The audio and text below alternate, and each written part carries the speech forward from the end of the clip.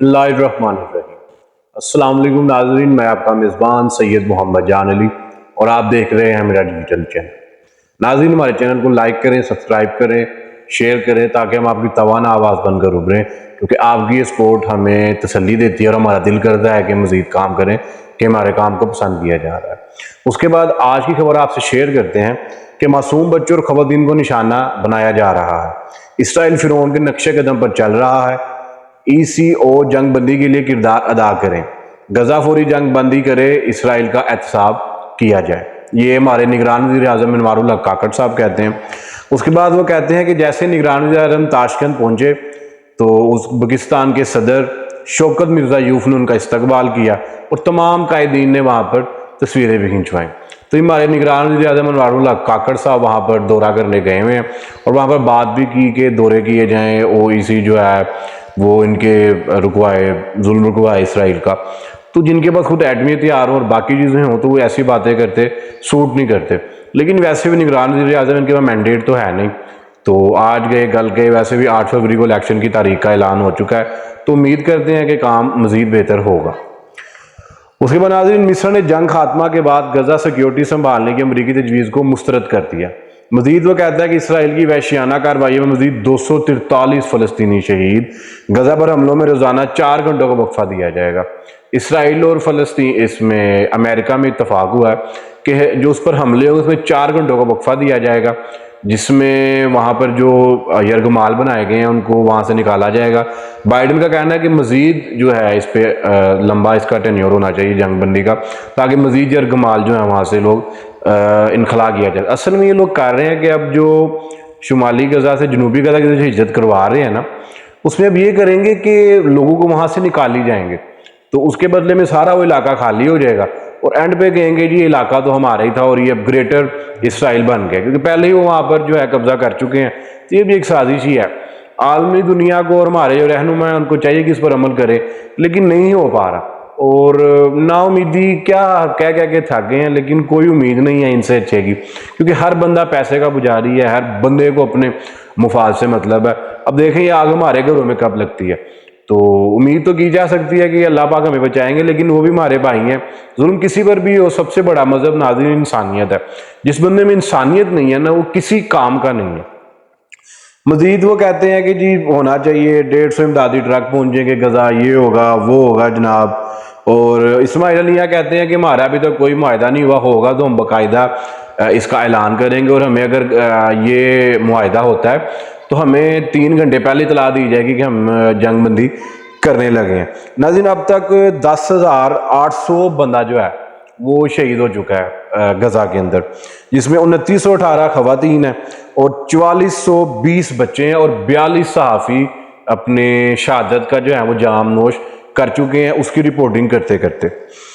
उसके बाद नाज़रीन बात करते हैं अपने कुछ इसकी, जो पाकिस्तान में IMF जो है हमारा बाप बन चुका है, हमें एक एक चीज़ उससे पूछ कर करनी पड़ती है। तो उसके अंदर ये है कि डूम और पाकिस्तान दुकानदारों, प्रॉपर्टी डीलर और किसानों पर मज़ीद टैक्स लगाए जाए। IMF ने ये कहा है हमें, और क्या मतलब एक एक चीज़ हमसे वो पूछ रहा है कि रुपये की कदर में इजाफा हुआ है तो इसकी भी रिपोर्ट मांग ली। ऐसा लग रहा है सिर्फ बाप ने बेटे से हिसाब मांग रहा है कि बेटा मैंने 1000 रुपया दिया था तो मुझे बताओ कि आपने इसमें से 100 रुपये का क्या लिया है, 200 रुपये का क्या लिया है।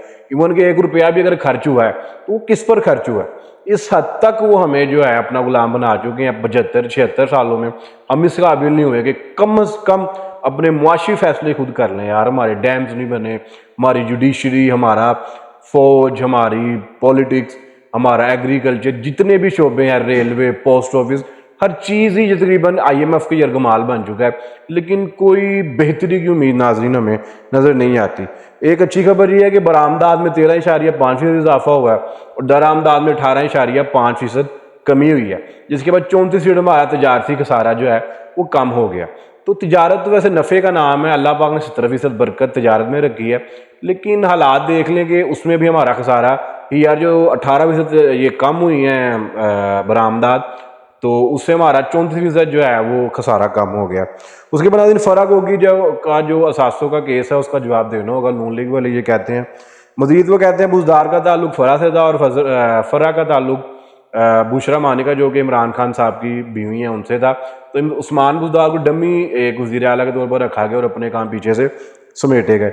उसके अंदर कहते हैं 95 करोड़ से 4 अरब 52 करोड़ रुपए की उनके असासों में इजाफा हुआ है, जो कि 15,300% का होशरुबा इजाफा है। उसके बाद पीटीआई वालों का तो इस पर रद्द-ए-अमल आना ही था। उसमें वो कहते हैं फ़र्क हो कि गैर मुतल्लका किरदार है और करप्शन की कहानी बेहुदा लतीफ़ा पीटीआई ये कहती है। और जो काम 200 झूठे मुकदमात ना कर सके वो एक करप्शन की बेहुदा दास्तानें क्या कर सकेंगी। तो इसके बाद नाज़रीन गुलाम सरवर ने IPB में शमूलियत इख्तियार कर लिया और अवाम का पहले बाद में अपना सोचेंगे। अलीम खान साहब कहते हैं, जहांगीर तरीन साहब कहते हैं और जनरल फैज़ आर्मी चीफ बना जाता है अलीम खान साहब का कहना है। तो अब तो नाज़रीन इनको टेस्ट ट्यूब का नाम दिया है इन्होंने PTI वालों ने।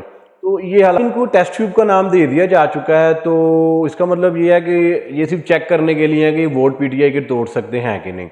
तो इस पर तो किसी अच्छे की उम्मीद नहीं है कि वहाँ पर जलसे हो रहे हैं। और गुलाम सरवर खान ने भी बाकायदा तौर पर IPB के अंदर अपने आप को रजिस्टर करवा लिया, शमूलियत इख्तियार कर लिया। और फिर दोस्त आशिक अमान का अजीब जुमला था जनाब, वो कहती हैं कि सबको रुलाऊंगा कहने वाले आज खुद जेल में रो रहे हैं। सदर IPB अवाम की दुखों का मरहम लेकर आए हैं। और पहले इमरान खान साहब के बारे में कहते थे, फिर वो मजीद कहा कि हम उनके बयानी को सपोर्ट करते थे, गलत करते थे, सब कुछ कहा गया। ये तो सियासत का हिस्सा है, लेकिन इंसान को लोटा नहीं होना चाहिए। और नवाज शुजात की मुलाकात जल्द मुतवक्किल 9 मई टोला निकाल कर PTI से बात कर सकते हैं। 9 मई के अलावा PTI के पास आपने छोड़ा ही क्या है। वो दवाई की बात करते हैं, नशा और अद्वियात की बात होती है, तो ऐसी बातें नहीं करनी चाहिए। अब सियासत में भी जो है नाजरीन इखलाकियात और इकदार को जो है उनको मद्देनजर रखना चाहिए।